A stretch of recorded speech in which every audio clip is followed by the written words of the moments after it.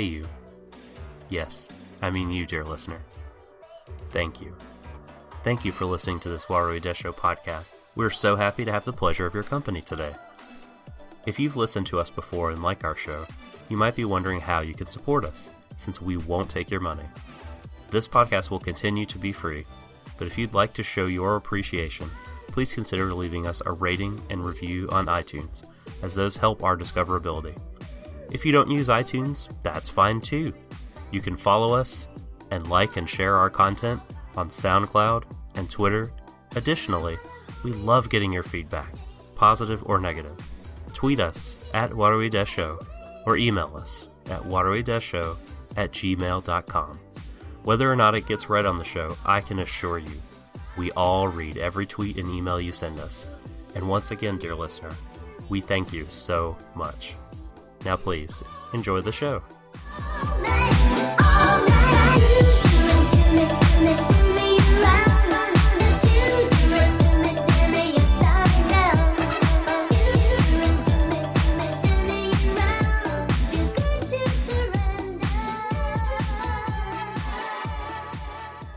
Warui Deshou. So darling, darling, playing with the boys, staying, playing with the boys. Hello, ladies, gentlemen, and MBs. Welcome to Warui Deshou, and you are in the stream of No, stop. It's a beach episode, no one gives a fuck. That's it, we're off. Night, bye.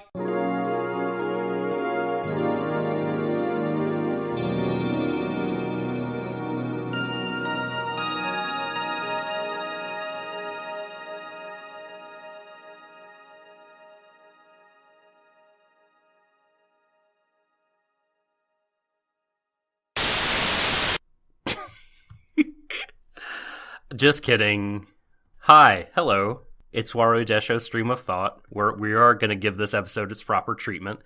I hope you like your French toast sun-baked, because the French toast hour takes place on the beach. Spring break, woo! Woo!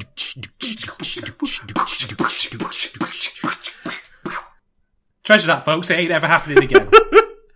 Here to cover all the barbecues, the shitty, DJs and skimpy bathing suits. It is I, the Slotaku, the subtle doctor, and alongside me, the ever-present, effervescent, scrumtrelescent,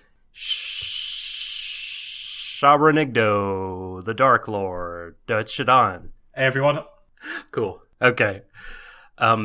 By the way, if anyone gets the reference I dropped, please at me, because I want to be your friend. We all need to be friends, whoever understands Dragon Slave. Right. Episode 7, Darling in the Franxx, Shooting Star Moratorium. Are you ready, Shadan? Oh yeah. Yeah, I'm ready to talk about I genuinely think sometimes that this anime has a sentient will of its own, because we keep making jokes or suggestions that somehow come true in some way or another. In one of the previous episodes, I suggested, why don't they just go and fucking steal Strelizia, and then they go and steal Strelizia, of course. Mm-hmm. And in just the previous episode, I literally joked that there was a bit of fan service in it, that Ichigo's ass. I was like, well, it would make sense if it was from Goro's perspective, and, then I could at least point to it and say that's why it's there, as opposed to it not existing. And guess what we got in this episode? You really do get if you do ask for it. Well, there you go. Oh. Clearly A1 and Trigger are listening in. They're definitely downloading this every week. No question. If only so they can properly find out who we are. They're piecing together hints, So send agents. Oh yeah, literally someone is just going to come and kick down my door, and they're going to be dressed in a God, what were they called again? An Ultima uniform or something, and they're just going to beat the everything shit out of me. They're going to smother you with a Daikimura body pillow. That's something I don't want on my... That's the way we want to go out right there. With your waifu strangling you, such that you can't... Alright, this is getting far too personal. I'm getting a little... Is it hot in here now? Is it... Can we fix this? No, it's just the beach, mate.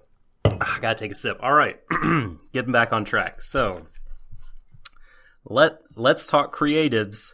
The director for this episode, lucky number 7, is a person called Toko Yatabe, who I had a little bit of trouble finding information on because Toko is spelled differently on Wikipedia than it is on Anime News Network. I thought you were going to say then that you were struggling to find out who he was because the directors are gradually getting more and more obscure. Well, look, that is... Yes. Okay, so it's nothing like last week in which the person had literally no other credits, but the CVs for the episode director and the episode writer are skimpy. They're like the swimsuits and school uniform skirts in this show. Skimpy. Incredibly revealing. I don't know how revealing they are about the people themselves. They might be, I'm going to go on a limb and say, revealing about the sort of goals of this episode, but I'll get into that. I'll get into that in a moment. So Yatabe has mainly been an animator, despite being the episode director. They've done key animation for Little Witch Academia, the TV show, and the Enchanted Parade OAV. Mm-hmm. Key animation for the first episode of Flip Flappers, which was quite good. And then some in-betweening. They have done one episode directing job before. They also they directed episode 2 and storyboarded episode 2 of a television show entirely forgotten by Western fandom called 3 Leaves, 3 Colors from 2016. I'm sure no one listening to this show has watched it. If you have, please tweet at Warui Deshou and tell me what I missed. Tell us if there are indeed 3 leaves and 3 colors. Yes, it's a burning question. I want to know desperately. The writer's CV is actually even more sparse. One, Rino Yamazaki. And Yamazaki is credited with something called production advancement, which I actually have no idea what this job is. Is that his self-help book? What I'm getting a picture of in my head is like... So, have you seen Shirobako, Shadon? I can't say I have. Okay. So, Shirobako, for anyone who hasn't seen it, was a really beloved show from a few years ago, 2015, I believe. It's an anime about the process of making anime. Oh, yes. I know of it, but I haven't seen it. It's very good, worth watching for sure. The lead character in that, the first season of the show, the first core, rather, she is like... just kind of running around delivering envelopes with cuts in them to various animators' like houses and just kind of keeping things on track. And I can't even remember what her title is. She gets a more prestigious title for the second show they work on, but that's the picture in my head I get of Rino Yamazaki production advancement for a handful of episodes of things. Medaka Box Abnormal, Panty and Stocking with Garter Belt. Just a few episodes here and there. But now this person is the episode writer for Darling in the Franxx episode 7. Mm-hmm. It's a Gynax connection here to trigger. And our animation director has a much more beefy CV. So he actually has one. Yeah, this is a big one, right? So it's one Satoshi Yamaguchi. And Yamaguchi has done like key animation for Denu Coil, The Idol Master, which is, of course, where I think probably the director plucked him from, was the animation director for an episode of Hayate the Combat Butler, much beloved. The animation director for a few episodes of Occultic 9, which that show, I'm struggling to remember if the animation itself was good, but the art design and the production design of that show was really good. Oh, also, let's see, animation director for an episode of Strike Witches, a key animator for a whole bunch of things. So this is a very experienced animator getting to direct this episode of Darling in the Franxx, which, like, I mean, I guess would be a nice line for their CV, but I'm struggling to recall any very nice bits of of animation. Oh, well, you know, Doc, it is the beach episode, and obviously they can't afford anything but the best for the beach episode. Like, the action scenes that are going on previously, or the drama, the inter-character stuff, all that.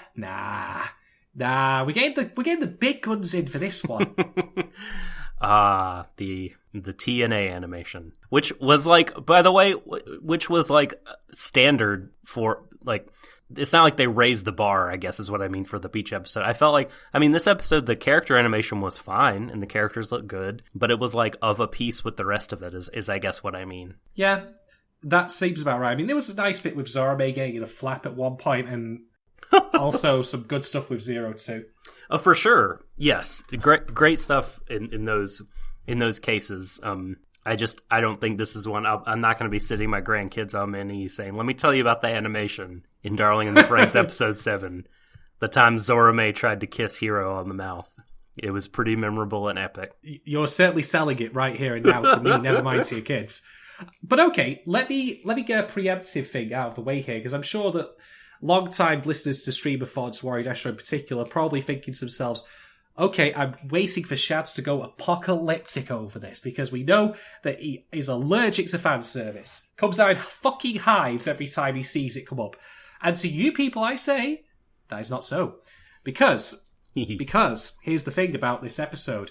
It wasn't pretending to be something else. It was honest and upfront with me pretty much from the start. I think that when it comes to fan service, I have a problem with it if it breaks what you might call an unspoken agreement. I'm so sorry. You haven't said anything wrong. My stupid brain. I'm just thinking about, like, you as the Jean-Jacques Rousseau of anime criticism, writing about the social contract of anime with its audience. Well, I do need to buy a beret at some point to put on my bald head, so that'll work. But anyway, let me put it this way, folks. Let's imagine that you went into a bookstore and you bought, let's say, a fantasy novel, and you open up said fantasy novel, and it's just entirely made up of postcards of half-naked women. Now, all the individual postcards that might be in there could be fantastic to look at for whatever reason you want to name, because they're titillating, because they're well shot, because they're well lit, you name it. But at the end of the day, you bought a fantasy novel, and you didn't get it. So you have every right to be annoyed. I just want to know why you got to pick on my example. All right, I'm a burgeoning fantasy author, trying to do sales. I'm trying to do whatever I can to push my product, get on the shelves at Barnes & Noble. The bookstores are dying. I need something to pull in the customers, okay? Just ease off. God. Well, to be fair, I suppose the giveaway would have been that Boob Witches of the West was, the title. So there we go. But that's the thing, like, you won't ever hear me complain, for example, about a pornographic magazine containing pornography. Because that's what it is. And I'm not against fan service or titillation if they're either executed properly or, on an episode-by-episode basis, or even in moments like this, the entire idea of it. And the thing is, this episode does, to a small degree, get to have its cake and eat it. Because there is a little bit of stuff going on, but I also wouldn't lie to you and say that you need to actually definitely watch this episode. I mean, a lot of it is just white noise. Yeah. It's a big old... what's the word? What do you call this? It's a piece of cotton candy. I don't know if the right word is fun. They spin it up for you. It's a blank of cotton candy, a huge puff of it. Yeah. And it's pink and sweet and fluffy and totally not filling. Some of you out there might believe I am an apologist for this show and will ride or die for anything.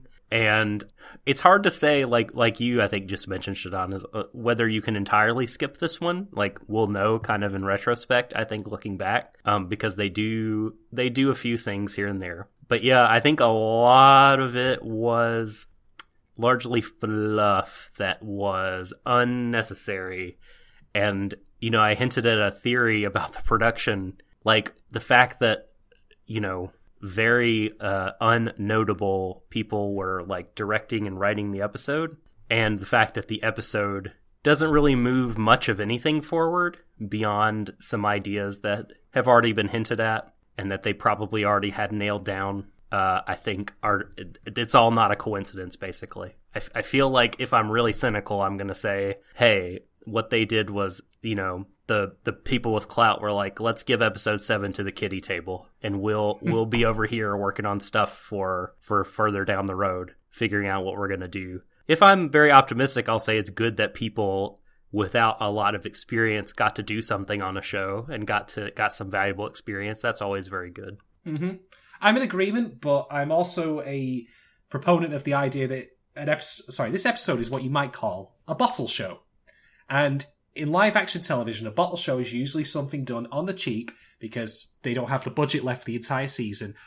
But the thing is, art often comes through adversity, in my opinion. If you have limitations in place, you can often actually do better. So while indeed this episode doesn't really have much happening in terms of grand events, say for one... You know, in some ways, I almost feel like that this show is starting to turn into one of those like point-and-click LucasArts adventure games where you collect items for later use. And you know exactly which item I'm referring to because they could not possibly have framed it any more obviously as a thing of importance. But we'll get to that. But that being said, they could have actually taken the time to do some really strong character development in this episode. And there's like little nuggets here and there. Yeah, I think you could argue whether on if the bits are lateral movement for the characters or forward movement. Like I think some of it's backwards, to be honest. Oh well, that's fair. And I'm not opposed to kind of deepening our understanding of character traits we already know about. As characters don't always have to be hurtling forward down their chosen paths or making progress on their journey. I mean, that's not what real life is like. So I don't know, but when you're watching a show, and there's not a ton of forward movement for really anybody, I don't know. It can leave me feeling. This episode, I'll just say, left me feeling a little empty. I just watched it and it just kind of washed over me. I mean, there were certainly bits and bobs of it that I quite liked, and there were some bits of it that really irritated me, because that's Franxx in a nutshell at this point. It is the most bipolar anime I've seen in a long time. But on the broad side of things, whatever. Great. I mean, again, to criticise Franxx as I've done many times, if you want to come in here for the TNA, the TNA is not that scintillating, I'm very sorry to say, with maybe 1 or 2 0-2 moments, but that's kind of par for the course at this point. Those are good moments, though. Don't sleep on those moments. They're good. Oh, yeah, don't sleep on them, but they are literally just moments. Just buy the dojins. Make the dojins. Yeah, just do that, pretty much. So, speaking of how things don't progress, though, I need to quickly cite this particular moment, because it just made me laugh at how transparent the script is sometimes. Okay, so why, might you be wondering, are the gang at the beach? Well, on some level it makes sense because they've just been through a really nasty battle and they've all lived. And you know what? Let's celebrate. So why not? I get that. That's absolutely fine. Bit of downtime, bit of R&R. That's what soldiers need. There's the beach. Why the heck not? Let's go do that. So, just a little ways into the episode, not quite immediately though, we get a flashback to a scene in which 02 and Hero meet with Nana and Papa, and also Dr. Franxx. Well, not Papa. That's not Papa. No, sorry, whoever he is. Just Mr. Crew Cut soldier guy. We don't even know his name yet, I don't think. It's in the OP, but I never paid attention. Oh, is it? I don't even know what it is. All of the characters have their names listed in the OP. That's how I finally learned the fat kid's name, because I specifically paid attention for it this time around, because I don't remember anything else about it. I remember Dr. Franxx, though. Oh, how could you forget? Although, that being said, the anime thinks that you might have forgotten, because when they introduced him as Dr. Franxx, they put a little subtitle, Dr. Franxx, underneath him. The title card, the little card down there, that's great. Yeah. They it's funny that they did that for him. That's what they do in Legend of the Galactic Heroes for everyone, and you need to do it in a show like that because there are scores of characters, literally dozens and dozens and dozens of characters, so it helps. In this show, that is not the case, and we all fucking remember Dr. Franxx. Yeah, fucking Grandpa from Mega Man Legends is back again. Whoop whoop. Handsy. Oh, Handsy with the robot jaw. It turns out, by the way, that the whole beach thing is Dr. Franxx's idea, so... Shocking. On some level, that creeps me out a little bit. Yeah, you know what? It does. You're absolutely right. I wonder if what he really wants to do is, surveil them, as Papa ordered. It's It's like, oh, surveillance. Rubs hands together. Let's send them to the beach. This will provide useful footage for me to analyze in great detail. Here's how I see it going down. Mama comes in and then you just see Dr. Franxx in a pair of swim shorts that have got pineapples on them or some shit. And he's got a camera in his hand and a parasol. And she's like, oh, wait. Where are you going? And he says, I'm going down to the beach. And she says, for what? Bird watching? And he goes, yes, bird watching. Oh fuck yeah. I don't know. But a couple of things to know about this flashback, though. The fucking blonde kid, Cypher 2, or rather the new Cypher, because I've actually decided that Zorome is not Cypher, but he is another Final Fantasy character that I'll get to when we get to a later scene. But the other Cypher appears in, and he's almost introduced, but then he's stopped. No, he's like, fuck you. I'm just like, fuck's sake. I'm not going to introduce myself. Really? Not now. But you know why? Because this episode is not about me. I will introduce myself in my character episode. Thank you very much. No, I'm gonna let you finish. I'm gonna let you finish, yeah. Thinks he's fucking Kanye West. God damn it. This is embarrassing. Why even have him there if he doesn't... I'm talking derisively here. Yeah. Why have him there if he doesn't contribute anything? This is just more of a dangling... Oh, do you remember this guy? Do you remember this guy? Don't forget. It's like dangling keys in front of a fucking dog. Yeah. Like, don't put him there. If he's... You're deliberately underplaying this guy and making me not care about his reveal later on. You're actually actively working against the script by doing this. The whole idea of narrative tension and build-up. You are somehow going backwards. This is unholy. I wish he would have just, like, shook their hands and said, hello, I'm mysterious, and then threw down a smoke bomb. That would have been better. Yes. I would have been totally alright with that. But we don't get that. He's just there, metaphorically twirls his mustache and says, I'll be important later. And then he's gone. But, that being said, I'm going to actually give credits this scene to the character I never thought I fucking would. But I am, Dr. Franxx, because, and I'll tell you why. So, this scene establishes now that all the paperwork's been cleared, everything's been done in triplicate, Hero and 02 are now officially partners, and Strelizia is deployed now. Yes, Mazel Tov. And Strelizia is now deployed at Plantation 13. All well and good. But Franxx has a warning for Hero after 02 has left, which is, if you want to partner with her forever, don't let her consume your emotions. Now, here's the thing, right? First off, I don't think Dr. Franxx is in any real, place to start offering advice given I've met you twice, let me tell you something cryptic. That's just who I am. Also, given the fact that he seems to treat women's asses as, dogs treat squeaky toys, but anyway.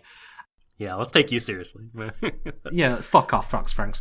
But, that being said, I actually took a reading into this that I think was that 02's not going to literally devour his emotions in the same way that she has devoured people otherwise.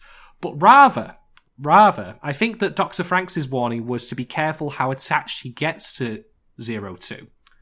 To not solely, devote himself to her entirely, 100%, to allow there to be other people in his life, perhaps. I think that that's the intent behind it, that it's more to try and, as a warning to help try and cultivate a healthy relationship. Because you can be too into someone. Well, and especially in a, combat unit, that you're meant to, of course this is anime, but theoretically you're meant to live and die as a team. And you gotta stay, what's the word I'm looking for? You have to cultivate relationships with your teammates and be on a positive, good wavelength with them and have understanding between yourselves. If you're isolated, that's just not going to happen as much. So yeah, that's a good reading of his utterance. Yeah, it's not a literal thing. She's not going to literally devour him, but I think that it is a warning, that he needs to be mindful of other people, which he's not. Still, he sort of is. I mean, we'll get there. You've already just burned the outline. You've taken it and burned it, set it on fire, stomped on it. But I'm going to retrieve it. I'm going to dust it off. I'm going to blow out the flame, and we're going to do this sequentially. Yes, we will. What we did neglect to mention, actually, as well, is that there's also a scene with the Grand Council of Councilness, those pompous robe guys at Robo bishops. Yeah, and I got a real bad whiff of like future events here because they said, "Oh, maybe the boy will finally take the girl to the Grand Crevasse," and I'm like, "Oh God!" The Grand Crevasse. All right, okay. Let's start from the top here. Beach episode. Whoop whoop. Because you didn't already know that. We talked about why they're going to the beach. Let's see. Hiro and 02 are official. Goro is happy that he believes that the rumors about 02 have been proven false. And Ichigo, despite being still a little mistrustful of 02, who, by the way, is, if you look on the periodic table, oxygen. Oh. Honestly, it's everything. It's every metaphor, anything. It's every metaphor, every image, everything. It's Jesus fuck. Oh, speaking of things, I learned also that Ichigo's name is actually Strawberry in Japanese. Oh, okay, nice. I thought it was the number, but it's both apparently. Oh, good. Okay, yes. We don't know how Japanese works. I don't know what relevance that has to anything, but hey, there you go. She's a strawberry. She is, and that Strawberry is happy for her love, that he is happy. Which is, painful and nice to see. I don't think that plot point's over, to be honest. Oh, for sure not. Nope. Robo Bishops refer to Hiro, aka 016, as failure of a special specimen when they talk about him bringing 02, who they keep referring to as our girl, which feels icky. He's going to bring her to the Grand Crevasse. He's a failure of a specimen, which is interesting. Mm-hmm. And they say, hey, we're going to keep an eye on Plantation 13. We've talked about Dr. Franxx and the mysterious blonde boy. Okay, so after that, I can't remember if it's in the same scene or in the scene after, but I believe it's after because it prompts the flashback, or it's cut between, whatever. 02 is like gushing upon Hiro, saying, "You are my wings. I got here because of you. We'll always be together, right?" Oh, when she said that, I was just there like if I had a tarot deck, death. How many death flags this episode were triggered? So many, I feel like. I mean, the life expectancy out of these people, if this was a stock market, everyone would be selling. Yes, it's going down. It's a fucking fire sale, mate. And Hiro says, yes, but not before remembering the good doctor, bad doctor's cryptic words. And then I have in my notes simply the kiss defined. Okay, right. A kiss is a very special thing that two people share in this universe, a man and a woman share as a sign of love between those two people, that they care about each other and they're special to each other, and that's what it is. And in this very hilarious universe that has made the physical functions, positions, and performance of sex acts into robot piloting, and has woven the terminology throughout its combat, somehow the foreplay before all that, the kiss, has taken on a heightened significance. Mm-hmm. And it's very funny to me.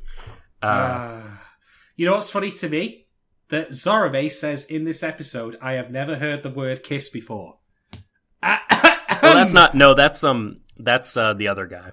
Is it not Zorome? Yeah, yeah. Well, okay. One of these Burks, one of them, Burks, has not heard this phrase before. They were in a briefing in which they said that fucking word was used to describe them. I know that wasn't. I feel like that's not worded quite right. This script is a first draft. It's as simple as that. Well, look, I really do think that. God, I don't want to throw anyone under the bus. Do it. But I feel like with a little bit of nuance, it's easy to make sense of this part, because I think what obviously he doesn't mean is I've never heard the word before, because like you said, the plantations just kissed and they used the word kiss, so they've heard the word, but they've never heard. They're unfamiliar with this specific usage between two human beings and the mouth-to-mouth contact. So, yeah, who's to say if it's the script or the translation or what? But yeah, I felt like that part could have used some more massaging. It needed a revision. This is why I think this script is a first. In fact, so much of Franxx smacks of a first draft. Darling in the first drafts. Yeah. Somehow we're going to spell drafts with an X. Drafts. Yeah, that would surprise me. I mean, do you recall how I said in episode 2 that apparently this show was suffering from production problems? Mm-hmm. It actually would surprise me if it turned out that these production problems were exacerbated by the scripts being rushed out. Because you kind of need those in place firstly to actually get anything underway. Oh, yeah, for and sure. that would also explain why certain things don't seem to work when they would if they were just revised a little bit. That's another reason why I think that there's credence in this episode is, to use a sports analogy, like them punting, right? They're kicking the can down the road a little bit and saying, like, giving themselves some breathing room. Mm-hmm, yeah, like, let's make this episode 80% whatever and 20% like real story content, like new stuff. And then that way it'll give us some breathing room, as you say. It's, again, I don't know that for a fact, but looking at a few sort of factors, I think it will be a reasonable conclusion to draw. Indeed. And now I want to also talk about something else. There's not really a point in which I can discuss this because it's not brought up in the episode, so I think that now that we brought up the kissing thing, let's bring up something else. Okay. So let's discuss scars. The Lion King has the best one. Yes, absolutely. And he needs to sing his fucking song in the remake. God damn it. What is the matter? What? Jon Favreau, please. Come on. Come on. By the way, guys and girls listening at home, if you've not already done so, look up that song, Be Prepared, in German. Because it's incredible. Watching that clip with German singing over it, it's basically Nazis. It's absolutely hilarious. No, really, you've got the hyenas marching with Scar on like the top of that plinth, looking down on him, and it really is just, well, anyway. So, scars. Now, generally speaking, I'm actually quite fond of the idea of, in narratives, of using scars and injuries to show that events matter. Now, I'm not saying that necessarily needs to be done with every character who's involved in, a fight, be it a small or a large fight. I don't need or want every character to be mauled, but I think that when appropriate, having an injury that leaves a mark on you, small or large, is worthwhile because events have consequences, and it will always be a reminder when you look at that happened to you. And there are examples of this in plenty of modern fiction and indeed in video games. Metal Gear Solid 3, 4, and 5 all use scars in some way or another to show the events had consequences and mattered, 5 in particular. The Lord of the Rings, Frodo has the scar from the stab, and that, of course, is something he reflects on once or twice and even actually outright causes him severe pain at various points. And we're getting more Lord of the Rings references here. So, scars can have a very useful narrative function for characters. And in the case here, we mentioned that previously Hero's techno cancer is now gone. It's cured itself through magic. Whatever. Pure human will actualized. No. Set to the song Don't Lose Your Way from Kill la Kill. Oh. If you play that song and punch something, your techno cancer would also disappear. I'm just telling you. Honestly, that curing of the techno cancer was less plausible than what happened in Psychic Wars. They flat out punch cancer in that one. That made more fucking sense. How dare you? No, I do dare. Okay, but here's my point, right? Now that that's happened, though, because of course all the boys are only in swim trunks, we get to see that Hero now does have quite a large scar over his, chest. On the one hand, I really like this because it shows that although the episode previous to this one went out of its way to make the techno cancer an utter irrelevance, in my opinion, it does matter. it's something that's going to stick with Hiro for the rest of his life now. Every time that he gets changed, he's going to see that. It's going to remind him of the events that happened. So it shows that those events were important. And indeed, 02 at one point, she does the whole, tracing over his chest thing, but points specifically at that. And it then ties back to her. Every time he sees that, it's going to be a reminder of her. How many times in anime do you see characters touch each other? Not many from Not memory. often. And I mean, certainly not that. You see maybe some hand holding, some cautious hand holding. Perhaps someone touches lightly someone's cheek or wipes a tear away. This, every time it happens, it's happened it several times, it sort of produces a jolt. I mean, because it's just not used to seeing a character so intimate with another on screen in an anime. It's really neat. No, I agree. And I like that. Like I say, I like the inclusion of the scar for that reason that it matters. The events did matter. And it ties back to what Frank said and also with what 02 said. We're going to be together forever. But at what cost? Because that's already nearly killed him. What else is going to happen as a result of this? So there's a lot of nice things to take away from the fact that that's there, and I like its inclusion. However, because Franxx, the show, can't seem to, have a good thing without somehow fucking it up, I realised something when I noticed this.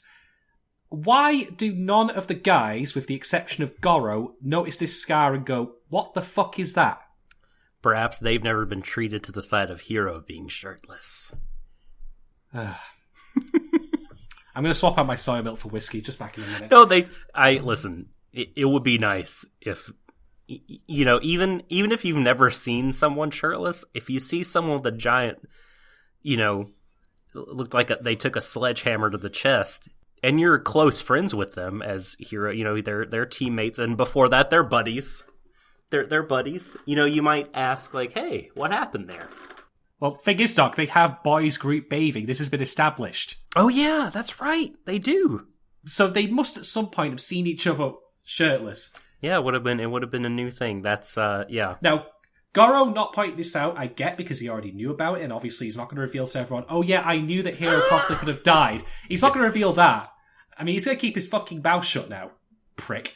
But anyway, the other guys don't, despite seeing this, make mention of it all. Nor do the girls. The girls wouldn't even have that pretext of knowing, he didn't have it before. But wouldn't, I would have thought each girl would have seen that and be like, Jesus, Hiro, was that a fucking body mod up gone really wrong? Did you try to get a nipple ring the size of a doorknob? What the fuck? But no, nothing. It doesn't, the only people who seemingly can see this scar are 02 and the audience. And I'm just like, for fuck's sake, guys. Well, yeah.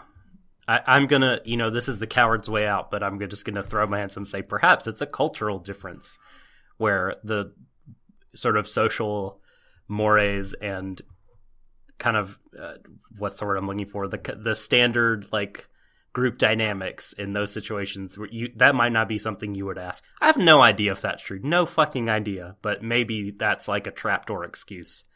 But someone should have asked. I mean, or at least be shown giving him the side eye. You know what I mean? What the fuck is that thing? Why even have it in there in the first place if it's not going to be, made use of in that way? Oh yeah. Again, first draft syndrome. It really comes across as that. Yeah. That would be, that connection should have been made. Yeah. I bet that would be something that they'd like to do over again. Wouldn't surprise me. Anyway, let's move on to the most shippable couple. This is the known shippable right here. Ichigo and Ikuno. They get to have their little moment under the umbrella. It's so sweet. Ichigo's gonna stay with her, and then she says, "Hey, I've got this book. Go play. It's no big deal. Are you sure? Yeah, go ahead." And they share a nice, warm, tender smile. And then fucking asshole supreme Mitsuru walks up. And whoo, it gets cold. I got a little chill in the air because things between those two, Mitsuru and Ikuno, they are frosty. Oh, they are, yes. Man, no love lost between those still partners, still compatible partners, and they have a very terse, cold exchange in which, that's I guess the time when he's off screen is saying, "Let's go explore this neat place," which we'll get to. And then we have the whole, like, the kiss business, which we talked about, like, the boys pulling Hiro aside, who was having a nice moment with 02. They cop blocks him. They did. They were like, "What's a kiss, bro? Oh, man, you beat us to it. Oh, no. I need to experience this. Let me kiss you." That was pretty funny. That was amusing. Also because Zorobe's animations were really good in this bit as well. I did, yes. I enjoyed that. That was nice. Good on you, Yamaguchi, for this part, for the directing this part well. So the cave and the hidden path. Mitsuru finds this sort of Dark Soulsian hidden path into a ruined city. But while they are walking, before they discover that the path in fact leads to a small previously populated area, they go through a cave and they walk through the kind of a wood. They walk through the woods, and there's a really nice moment between Goro and Hiro where Goro is like, "Hey, you guys, you and 02, like, you're different than the rest of us partnerships. Like, is there a kind of relationship that is beyond even being partners? Like, you guys talk about love. Like, what is that? Like, what is love? Yeah, baby don't hurt me. Yeah, cue the Hathaway. Don't hurt me no more. Yeah. Classic, awful Saturday Night Live sketch that if you go back and watch it now, if you laughed at it when you were a kid and you go back and watch it now, you will be horrified. So perhaps just don't do that. So yeah, I thought this was interesting that he said, like, if love is what you guys have, like, I don't know, maybe that's not what Ichigo and I have. Being with her is fun, but it also hurts sometimes. And I just wanted to be like, Goro, man, come here. It's love. It is love. Because love does hurt sometimes. Oh. And you're a sweet, observant kid. Although Ichigo clearly doesn't love him. Nope. Even though I've actually come to the conclusion, by the way, that if we're going to make Macross comparisons, Goro is the Misharu. Ah, that means he did. Oh, it wouldn't surprise me. It really wouldn't. I mean, we're going to have a Deadpool going on all these characters at some point. We need to start a suicide pool every week. just who dies first. Yes, exactly. That's what, and you pick, yeah, everyone has to pick. Oh, God, that would be incredible. We got to figure out a way to make this happen. So, the ruins. This was the highlight of this episode for me. And no, it's not because of the fact there's no fan service in it. Shut up. It's the teeny tiny bit of meat on the small chicken wing. Yeah, it is the chicken straw, the beef jerky.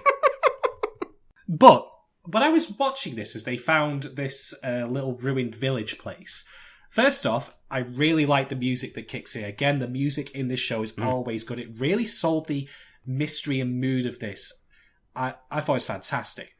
2, as they had these like panning shots of various like ruined structures, like everything's overgrown with vegetation, for example, buildings have collapsed or caved in over time, I thought to myself, what is this reminding me of? I'm having something in the back of my head that I've seen before that this is familiar to. And I actually had to look it up before we started recording this podcast, and it was pictures that I've seen taken in, I think it was the past 2 years, of the area around the Fukushima Daiichi nuclear plant, which had a Chernobyl-like incident back in 2011 when the tsunami hit. Right. And I can't obviously say for certain if they used pictures from that as reference material, but that's what it struck me as, and it felt quite powerful looking at that, like that this place seems to have just literally been packed up and abandoned in a hurry. We've got cars and buses in there. There's a book, which we'll get to in a moment, that's just literally been left on the floor. Whatever happened to this place, it was abandoned super fast. And it really sold like this idea to me, like that there's, I mean, take for example, the rest of the world that we've seen. Most of it seems to be desert. Yes. But this place is verdant. It's overgrown with nature. And I'm thinking to myself, okay, let's put some puzzle pieces together here. Why is this way? And the rest of the world is mostly just sand and dust. Where did the ocean come from? Where indeed? Because you might note, for example, in the plantations, they have a artificial environment. Zero Two has mentioned a number of times how she wants to swim in the real ocean. Hero has mentioned something about flying out in the open air. So, how has the environment ended up this way? I have a theory. A mad theory, if you will, but a theory nonetheless. Okay. So, let me pitch this here. This could be completely off base. First off, the Klaxosaurs are not a natural or alien enemy, they are a man-made creation. Secondly, they are the man-made creation of an opposing force in a war between whoever the plantations were but are now, and this, we'll call them this other faction. And that faction lost, but in doing so, the Klaxosaurs have got out of control. And the reason that the war was happening, in my opinion, this is again wild fan theory, so take this with a gigantic amount of salt here, folks. But my theory is that this whole magma energy thing that they've been thinking of has actually drained the planet dry. It's Mako energy from Final Fantasy VII. After all, the plantations have to keep moving around to drill this stuff, and they've just arrived at a fairly verdant area. That might explain why the place is, dried up elsewhere, because it's natural resource exploitation. And so the Klaxosaurs are just the remaining, autonomous weapons that have not yet been dealt with from this after effects of this war that's left most of the planet in ruins. And the Grand Crevasse that was mentioned before is, I would argue, probably their primary nest. That would at least make sense to me. That's a wild theory. And the problem with that theory is that apart from it just being a theory, it doesn't tie in any way into the character's motivations, whereas it really should do. Apart from, of course, the fact that if that's true, they've been lied to. But at this point, the fact that they're not being told the told truth is patently obvious. Yes. We're just trying to put the pieces together now. And the problem with this approach for me is I'm not generally speaking all that fond of mystery for mystery's sake. I want there to be a bit more meat with character stuff. Or, if you are really good at it, you tie the two together. So, I think back to Frontier again. Unfortunately, I have to keep making this comparison. But I think back to Ranker. And I think back to myself, okay, we've got the whole thing about who the Vajra are, where did they come from, what do they want, what do they do, and then we've got Ranker's character arc of how she decides that she has to go off on her own, leave her, bow behind, leave her affection for Alto, try and figure out who she is, and also unravel the Vajra mystery. The two weave together. With shitty brother. Well, he was a mind-controlled cyborg, so I can give him some space for that. Hopefully his fashion sense was also a result of mind control. I would say it was, absolutely. I'm actually going to bring Ranker up again later when we discuss the concepts of love triangles, because I think that needs to be discussed in context of Franxx, because, oh boy. Okay, this part, especially when the music kicked in, as you say, it really made me think of very strongly another anime that I had been thinking of off and on while watching this, that I think you would really like, called Shinsekai Yori, or From the New World in English. So Shinsekai Yori is a dystopia. It is one of those, human society has been radically reformed in the wake of some kind of terrible events, and the kids are living under state imposed lies and delusions. And in about episode 5, similarly, they are wandering around in the woods, these kids, and they sort of discover an old robot, and the robot basically info dumps, just barfs out all the truth about the world onto them, so there's no more of this kicking the mystery can down the road. They sort of learn most of the truth about their world, and then the rest of the show is them dealing with that. And at some point, the show starts out and they're primary school kids, and then they're high school kids later on, and older teenagers, and then by the end, those that remain are adults. It's really good. It does world building and mystery a bazillion times better than Franxx. Yeah, I'm reminded of a novel, specifically Arthur C. Clarke's The City and the Stars, which was of a city in which all the people who lived inside it believed a certain way things were, and it turns out it's not the case. Quite a good classic sci-fi novel, by the way. No Klaxosaurs in that, I'm afraid, and no giant robots, I'm sorry to say. But it's quite good. But yeah, I did quite like this whole sequence of them exploring the place and just making observations.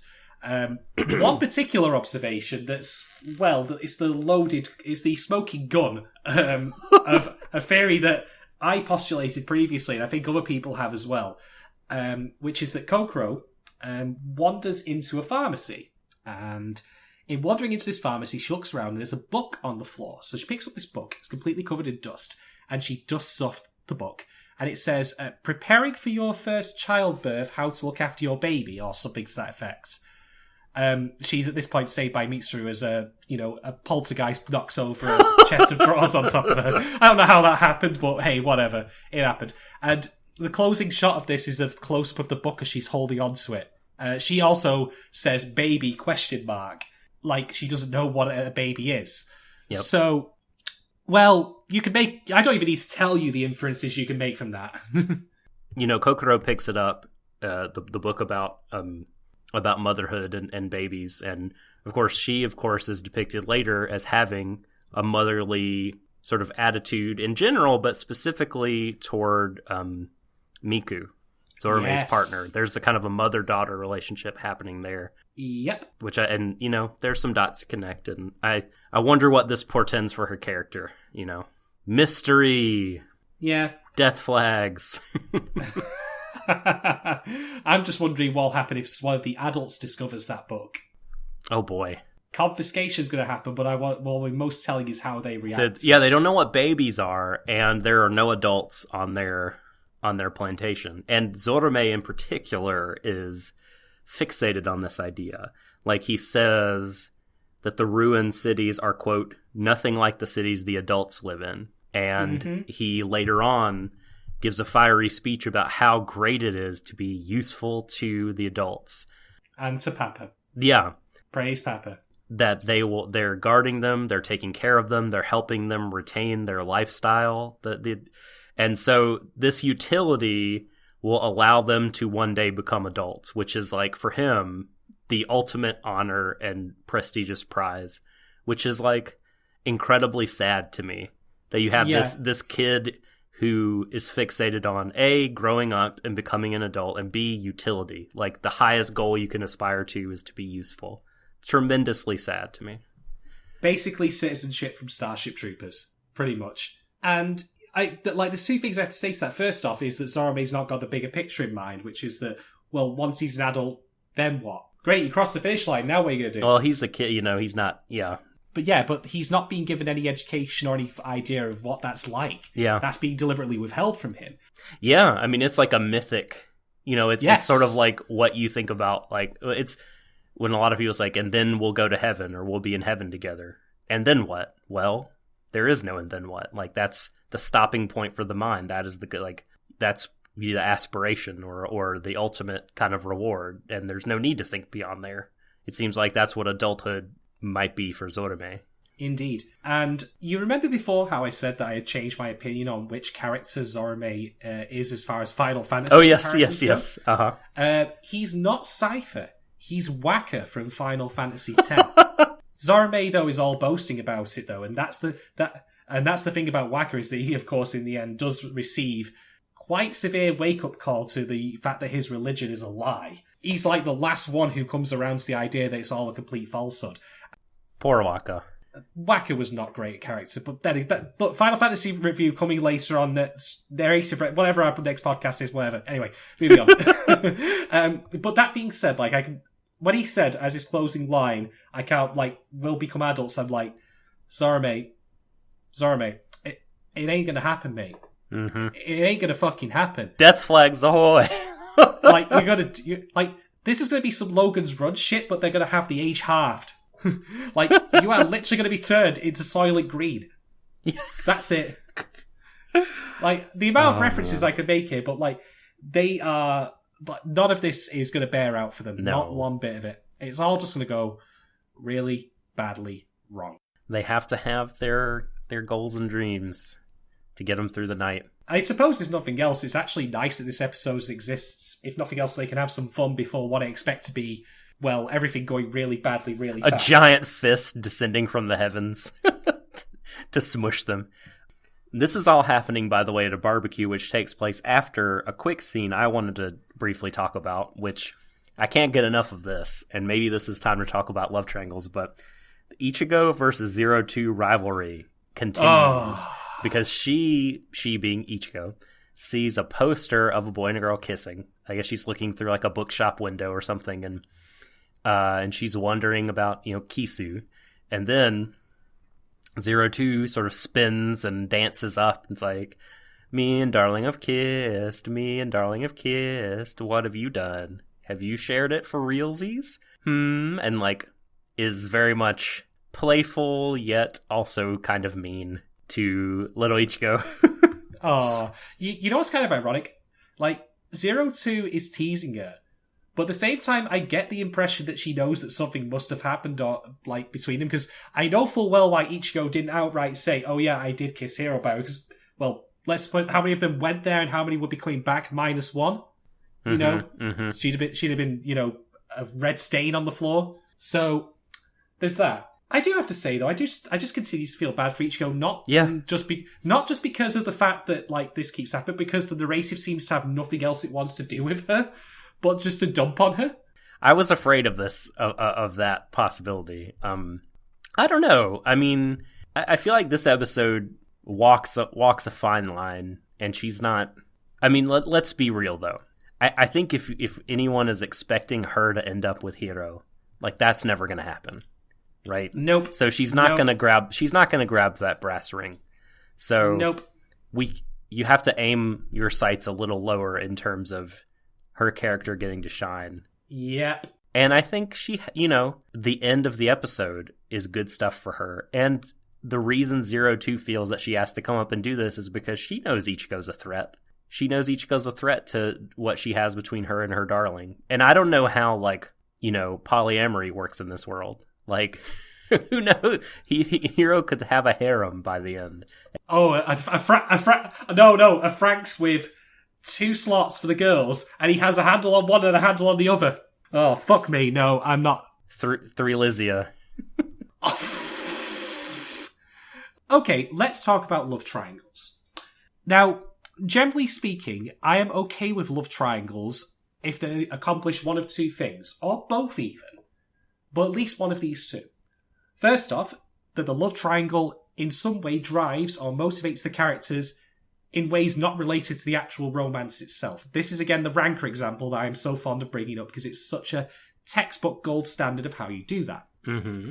Or 2, that the love triangle itself is a compelling competition, that there's actual genuine who's it going to be? Right. Franxx's love triangle fits none of these criteria. At least not as it stands. Because Ichigo does not have anything going on as a character outside of how she feels about Hiro. And you might say, well, what about her stumbling as a leader? And again, I point out that's because of Hiro. It's not because of herself, struggling to make do or rise to the occasion. It's all about Hiro messing with her head. Or rather, her feelings messing with her. And 2, it's not a compelling, competition because... Did you see episode 2? Have you seen everything that's happened since then? I mean, I'm surprised 02 even actually bothers. Unless that is perhaps maybe more of a reflection on 02 having just a little bit of paranoia that you might not expect. Being overly clingy, perhaps. It's not unheard of. But that's a character trait that 02 gets, not Ichigo. So, this love triangle is in service of absolutely nothing. And, okay, you might be thinking, let me just throw it out there now, and this is a mild spoiler for when we eventually podcast about it, but you think I'm, all in on Macross about this? Macross Delta's love triangle is fucking terrible, so trust me, I'm not being biased here. I'm just going by these standards that I've thought about when it comes to how to create a compelling love triangle. Also, Macross 7's love triangle sucks. Well, there you go, folks. It's barely there, in my opinion. Oh. Macross Delta's love triangle is, well, if you take a three-legged stool and saw one of them off, does the stool still stand up? Of course it fucking don't. And if you've watched Delta, you know exactly what I'm referring to, but we'll get to a different podcast. Okay. The barbecue, right? It has a few compelling parts to it, I think. So Goro offers the olive branch in the form of a stick of barbecued, corn and vegetables to 02. Basically his way of saying, you're one of us now. Sorry, we were mean and weren't cool. We thought you were going to kill Hiro, but you're a good hang. So have this delicious corn and be our friend. Ah, yes. And that was nice. And 02 goes out for a swim. Yes. In the evening. And basically stays in the water by herself for a really long time. Which, can I just say, Hiro, you dumbass.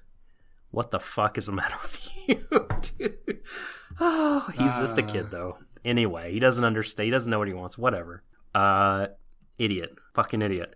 But he gets to talk with his buddies, and they do talk about the Klaxosaurs. Hiro, says that, basically wonders if the Klaxosaurs would even be a problem if humanity wasn't mining this magma energy. So, but of course, Mitsuru stands up and says, no, it seems like he believes that they appeared before that, and that the part of the reason, if not the entire reason, that humanity mines this energy is to fight them. This sort of sets up a pretty standard, environmentalist, man versus nature sort of framework. Mako energy, again. That we don't know how much of this is true, if Hiro is right or if Mitsuru is right, but this is put out there, right?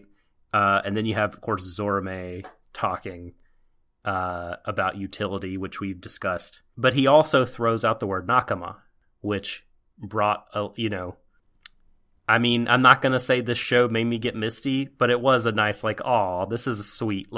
The yipping dog, the little dachshund biting at the heels of Hiro earlier, has basically fully accepted him and said, what, did I say something weird? He's our Nakama. We are Nakama. We are family. We're a team. We're together. We're united. And everybody smiles at each other. Ichigo stands up and gives the formal, as a leader, I welcome you and O2 to our team. I'm going to work your ass off, so get ready, chum. And everybody has a laugh. It needs to be said, though, would she have made that speech if 02 was there? It's a fair question. Everyone's getting along quite well in her absence. 02 has gone out to swim on her own, and now Ichigo's making that speech, and I'm thinking, you can say all you want that 02's a part of the team, but her actions, and to some extent your own, don't mirror that.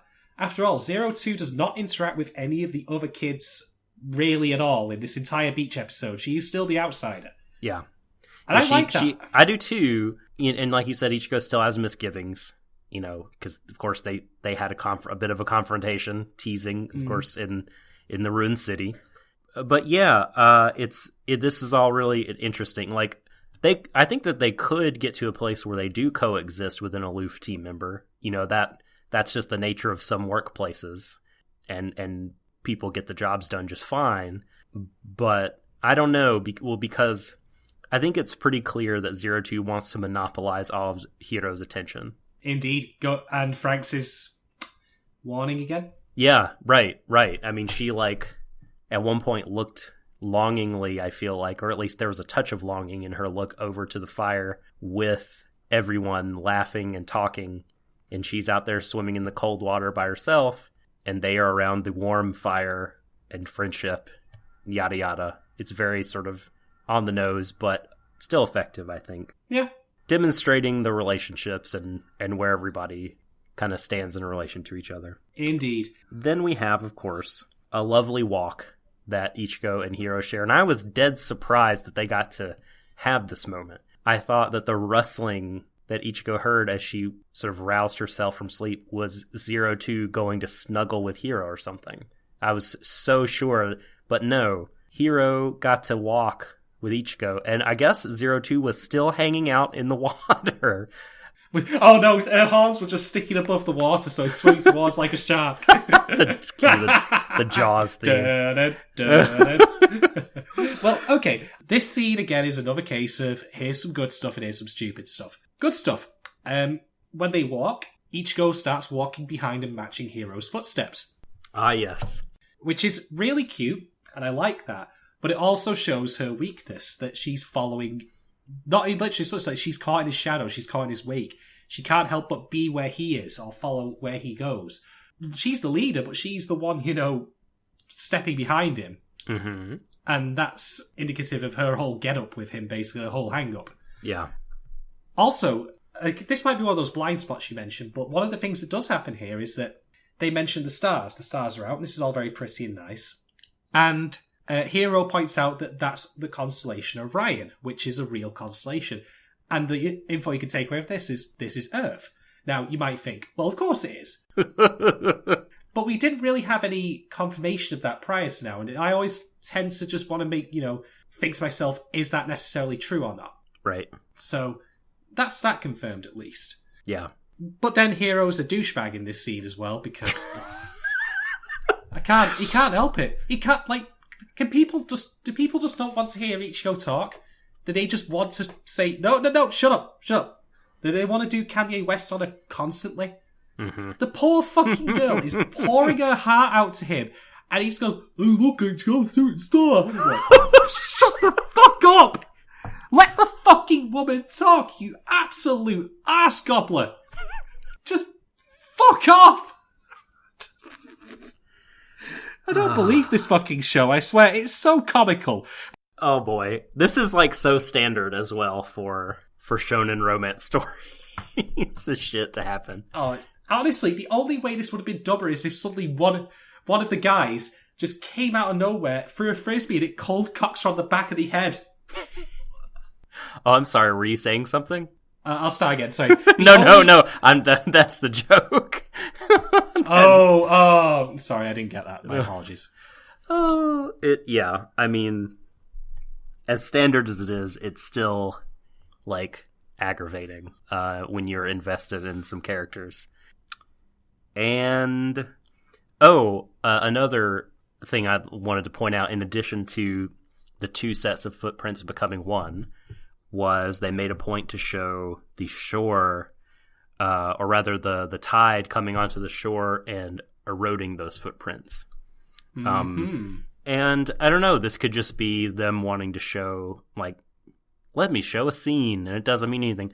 But I don't know. I think you have a license to read into that and be like, well, what does this actually? Does this mean that...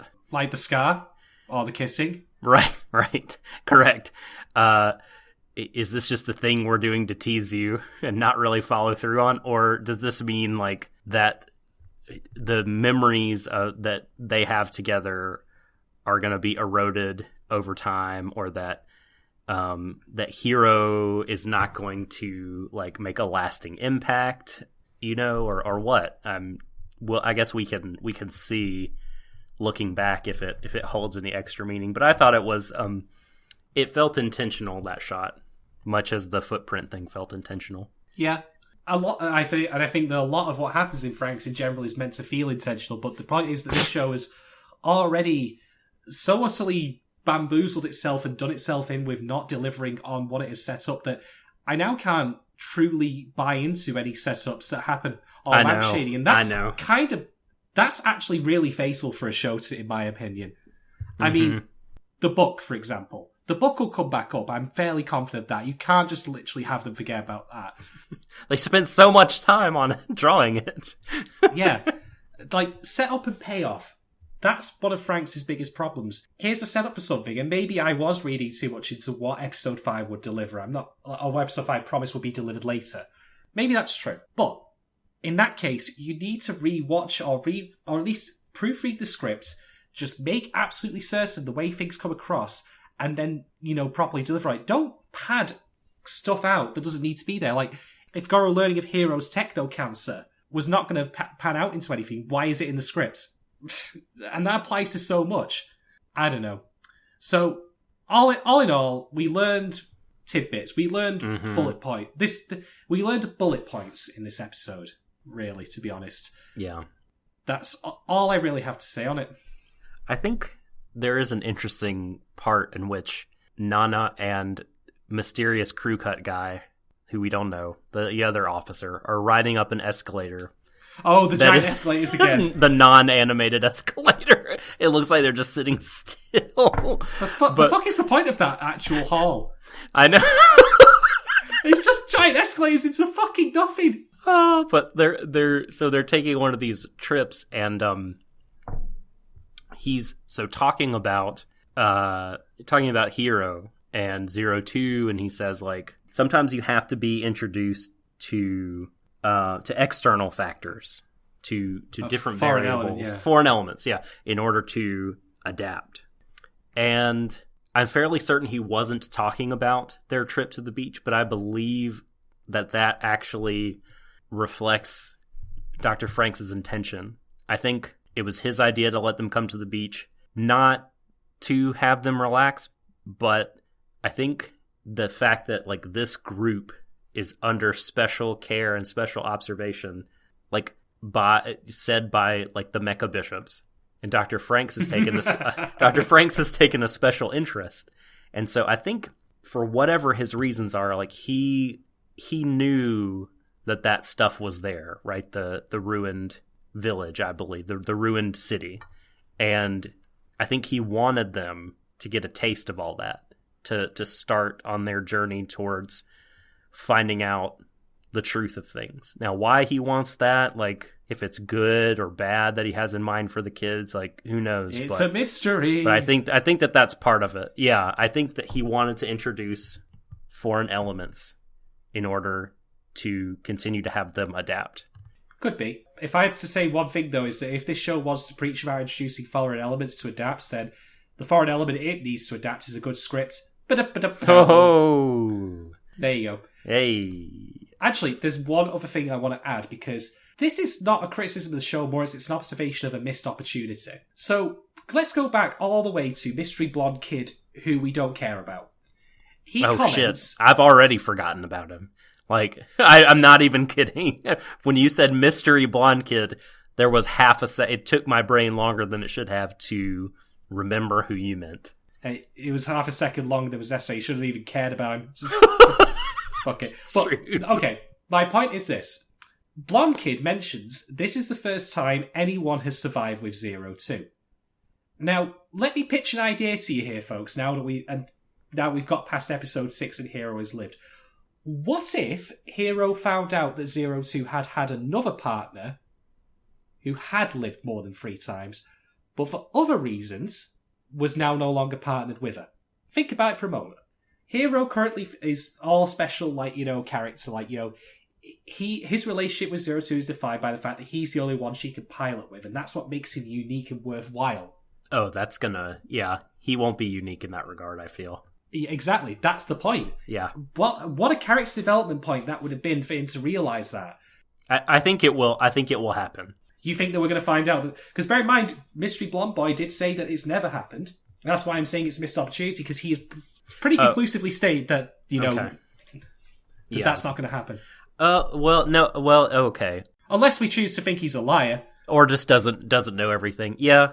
I feel I have felt for a while that would be a pretty obvious place for them to go. Maybe even as something at the end, where a mystery person no one knew about, or no one knew, like, yo, you're still alive? But, I mean, who knows? It's just completely wild speculation. But if he is telling the truth, that you're right. I do think it's that would have been kind of a layup, and they're just making it harder on themselves. But I guess it would be kind of good. So the more I think about it, yes, it's an obvious play, but I'm not actually sure I'd like to see that play out. I don't know. Well, I think it would just be interesting for our character who literally has no real personality or distinguished attributes to actually develop some in response to a revelation that he is not as unique as the world seems to make him out to be. That would be good. That's what I'm thinking. And then that would tie into the whole idea of him treating 02 as a person, all the embarrassing things he said, like, I want to pilot you, blah, blah, blah, blah, blah. Like, that, that kind of stuff. So, missed opportunity, I think. But I'm only pitching it here. I'm sure they have a different vision for the show. And who knows? Not meant to necessarily know everything that's going to happen next, but where we're going to go next, I don't know still. Can I ask you, how did you feel about 02 and Hiro's relationship as it's played out in this episode and maybe the last episode as well? Like, I don't know. Like, she remains, of course, elusive, and not entirely graspable by him. Definitely keeps him on his toes, so to speak, but there's a bit of an edge that was present early that is no longer there. Perhaps it's because he's cleared whatever hurdle he needs to clear. But I don't know. I felt like something is missing. I'll tell you what's missing. I know exactly what it is. Hiro is not self-actualizing or taking any initiative in this relationship. Whatever relationship you want to call it, at all. It's all her. She is leading him by the nose every single second. Oh, and it's just like all praise. Like, I mean, that too, for her to say, like, you're the reason that I'm where I am is utter horseshit. Yeah. And, I mean, of course it's what you're going to say to the boy you're in love with, I guess, but, like... Is she, though? It's a little, she's laying it on pretty thick.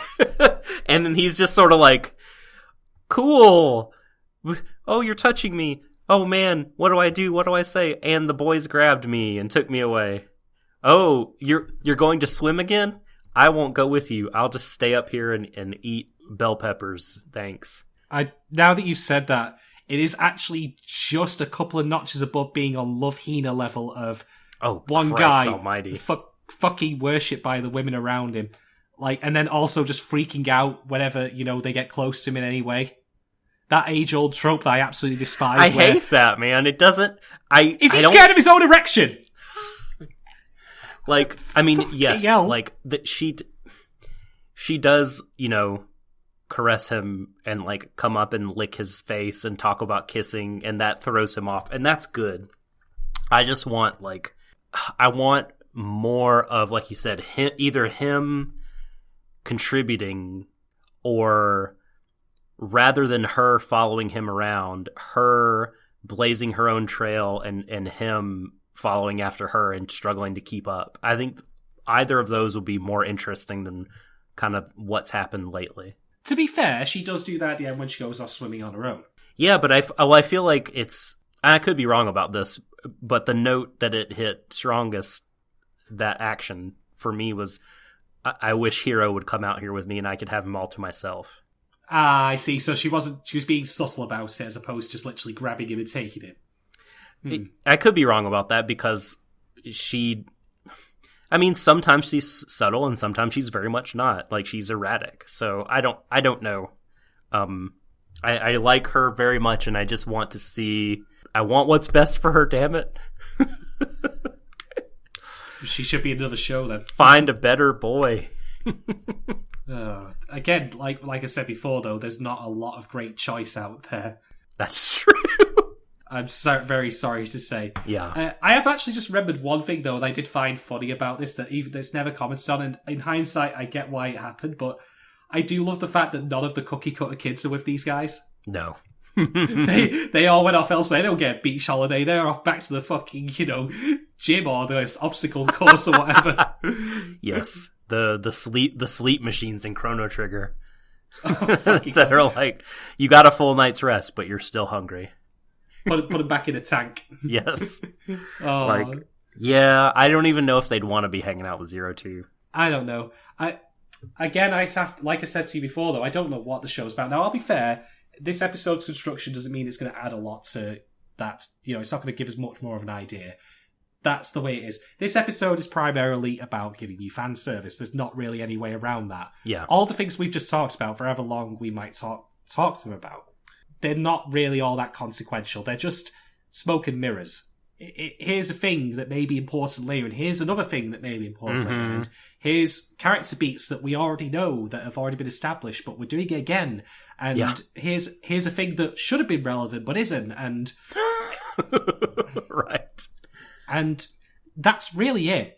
Honestly, and again, I have to say, if you wanted to come into this for the cheesecake, for the fan service, it's not that good.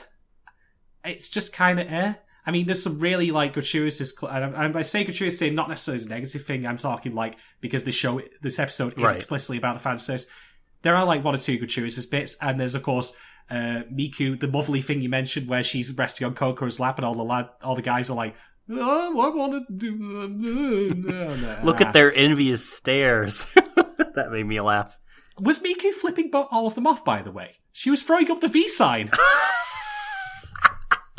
Get fucked. Amazing. That's great. Oh boy. God bless. All the ladies in the show. God bless them all. They all deserve better, which is true of real life. But yes, indeed. But yeah, that's really all I have to say about the episode.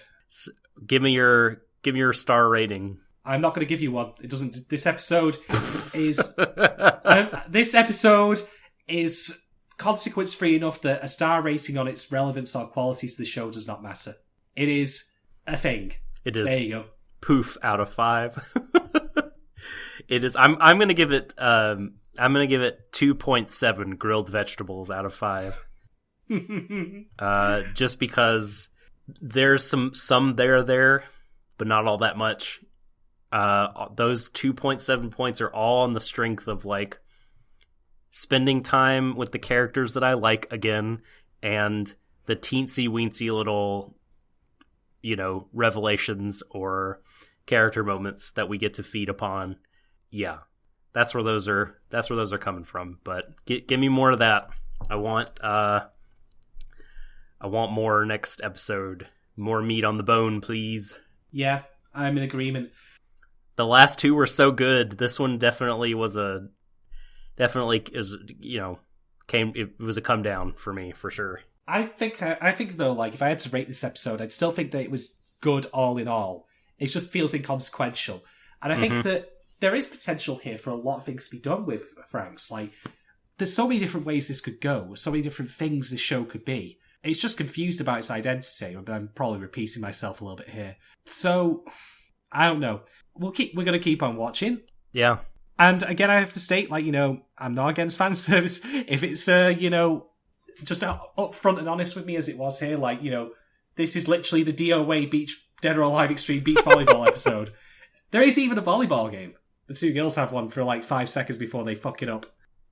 I didn't even remember. Oh yeah, they fell on each other. That's right. Yeah. All over each other, and the guys are watching praise the beach! Idiots. Oh, man. Well, my palate's definitely cleansed for next time. I was brought back down to earth a little bit, so I'm pretty expectation-free for episode 8. Maybe that's what they're going for. Yeah. I mean, this is not a trigger show, but it's basically a trigger show in that Gurren Lagann, there was a bathhouse episode, which was very throwaway. And then right after that were some fucking amazing episodes. Now, that show, even early on, is a tier above what Franxx has been able to be. But, hey, I gotta hope, right? I agree. And it's not like, again, this show can't course correct at this point and can't become about something. Yeah. Yeah. And, hey, even if it doesn't, up to this point, I've enjoyed myself most of the time. And this was a fun... I mean, this was by no means a bad way to pass... 25 minutes. God, just episode 5 though, so good. Episode 5. Yeah, that's it. When you watch a show like this that is uneven, it feels almost like you've been drugged, like you're addicted, because you keep wanting the hit to be as good as it was the last time that it was good. And that's what we're holding on for. We're basically crack addicts. We're chopping up this show and snorting it. Kokoro. When you go in that pharmacy, give me a little something. Kokoro. I need a bump of that episode 5. Kokoro. Ha. Oh. Well, that's episode 7, the beach one, spring break. Yep. Why don't you tell the good people out there where they can look you up, Shadon? Well, you can look me up at Blackpool Pleasure Beach. No, you can't. Sorry, that. Blackpool Pleasure Beach. God. What a name. Came back. No. I thought you'd bring that up. Well, never. But then you did, and I didn't expect it to come back up again. And then here we are. Well, it is a beach episode, so I had to reference something. Mm-hmm. No, you'll not find me at Beach Folks, but you will find me on the internet at Shaden1010 on Twitter and at CuriousCat.me/Shaden, where you can ask me about my favourite beach activities like drinking and barbecue and drinking. Okay, you don't need to ask me anymore. Those are very good activities, not confined to the beach. Indeed. If you'd like to look me up, then you can tweet me at The Subtle Doctor or curiouscat.me/The Subtle Doctor to ask long questions and get possibly long answers. Thank you, Shadon, for playing at the beach with me for this episode of Stream of Thought. So it's been a pleasure, as always, and thank you everyone for listening. We will see you next time for episode 8, but until then, embrace each other, everyone, to the ends of the universe.